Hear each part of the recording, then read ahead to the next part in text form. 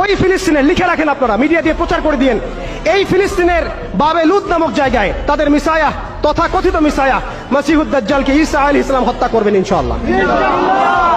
পৃথিবীর কোন শক্তি, কোন ন্যাটো, কোন ইউনাইটেড নেশনস, কোন ইউরোপিয়ান ইউনিয়ন, কোন IMF, কোন ওয়ার্ল্ড ব্যাংক, কোন সাম্রাজ্যবাদী শক্তি এই ভবিষ্যৎবাণীকে ঠেকাতে পারবে না ইনশাআল্লাহ। আপনি আপনাদেরকে চেষ্টা করতে দেন, সারা পৃথিবীর সমস্ত মুসলমানকে যদি এখন তারা মেরে ফেলে, তবু এই অকাট্য ভবিষ্যৎবাণী ইনশাআল্লাহ তাআলা তারা পাল্টাতে পারবে না। এটা আমাদের আশার জায়গা, এটাই হচ্ছে চূড়ান্ত বিজয়। এবং ঈসা আলাইহিস সালামের হাতে আগামী 40 বছর লিখে রাখেন আপনারা, এরপরের 40 বছর ওই বাইতুল মুকাদ্দাস থেকেই সারা বিশ্বে ইসলামী খিলাফা কায়েম হবে ইনশাআল্লাহ। যে খিলাফা শব্দটা এখন রাজনৈতিকভাবে আপনারা নিতে পারেন না, হজম করতে পারেন না। আমি জানি আপনারা জানেন না, অনেকেই এটা অজ্ঞতার কারণে হতে পারে, তারা হয়তো জানেন না, আমরা জানাতে এসেছি।